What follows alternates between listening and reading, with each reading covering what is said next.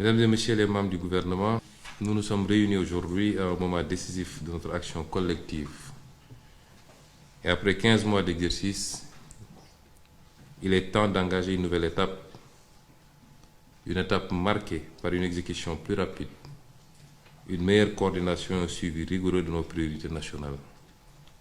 Je tiens d'abord à féliciter chaleureusement le ministre de l'économie, du plan et de la coopération, le ministre des Finances et du Budget, ainsi que tous les acteurs qui ont été impliqués dans la préparation et le vote de la loi de finances rectificative. Leur travail exemplaire nous permet d'avancer avec des ressources désormais disponibles. Je salue également le remarquable travail de notre diplomatie et du président de la République qui ont renforcé nos engagements internationaux. Cette réunion est donc l'occasion d'affirmer un changement de rythme et de méthode. Nous devons fixer ensemble un cap clair, celui de l'efficacité collective. Pour cela, nous allons nous appuyer sur ce qui fonctionne déjà, afin de gagner du temps et d'optimiser notre action.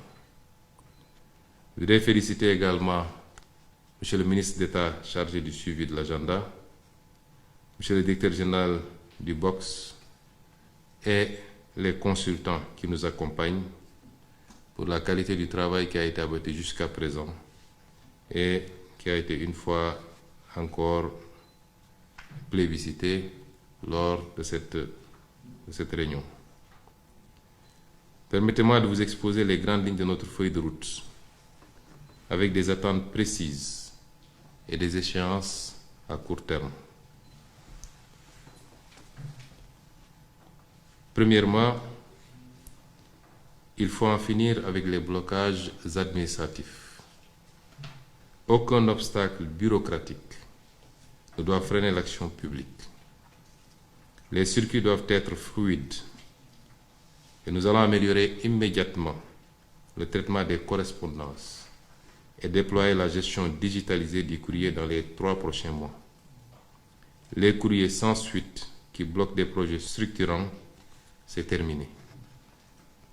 Deuxièmement, tous les projets financés en cours doivent être accélérés. La primature, en lien avec le BOX, assurera un suivi rapproché pour garantir leur exécution effective. Troisièmement, les projets mûrs et inscrits dans la loi de finances rectificative doivent être lancés rapidement. Les démarches nécessaires doivent être engagées dans un délai maximal de 30 jours avec un suivi assuré par la primature. Quatrièmement, pour les projets en attente, une task force sera mise en place sous l'autorité de la primature et regroupera le BOX, l'APIX, le FONSIS, le DGPPE, l'UNAPP, la CDC et la Direction générale de la coopération. Son objectif sera de finaliser la structuration de ces projets au plus vite. Nous ferons appel à des cabinets privés spécialisés pour accélérer ce travail. Et la DGPPE pilotera cette maturation selon un calendrier accéléré avec un suivi régulier. Le ministre d'État auprès du président de la République assurera l'évaluation périodique de ces actions et rendra compte directement à son Excellence, Monsieur le Président de la République. Cinquièmement, la gouvernance des projets interministériels doit être renforcée. Les projets multisectoriels comme celui du numérique nécessitent une gouvernance claire et partagée. En attendant un modèle stable, la primature abritera les projets impliquant plusieurs acteurs. Sixièmement, chaque ministère devra assurer un suivi rigoureux des engagements internationaux et présidentiels. Des rapports trimestriels sur l'état d'avancement de ces engagements vous seront exigés. Septièmement, chaque ministère devra actualiser sa feuille de route avant la fin du mois de juillet. Ces feuilles de route devront être en cohérence avec les chantiers nationaux en cours.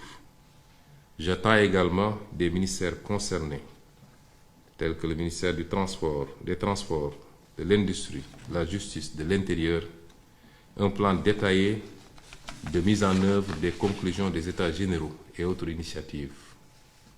Ce plan précisera les actions, les échéances, les acteurs impliqués, la hiérarchisation des priorités ainsi que les contraintes et mesures d'atténuation.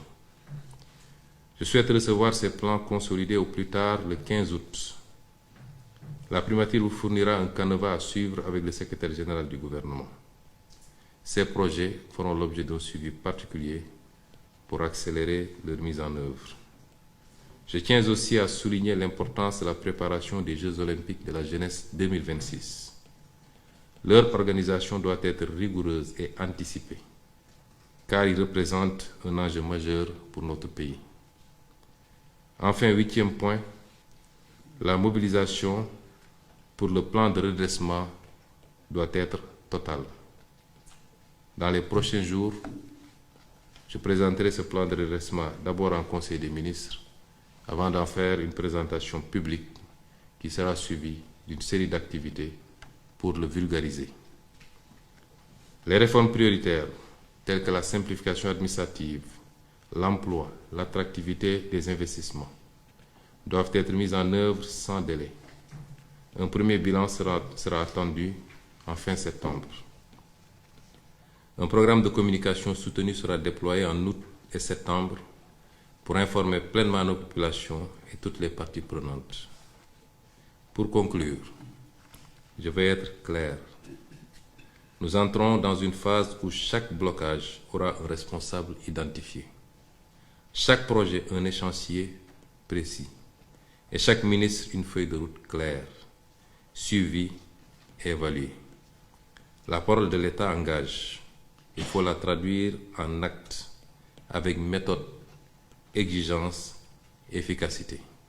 Je compte sur vous tous pour relever ces défis collectifs.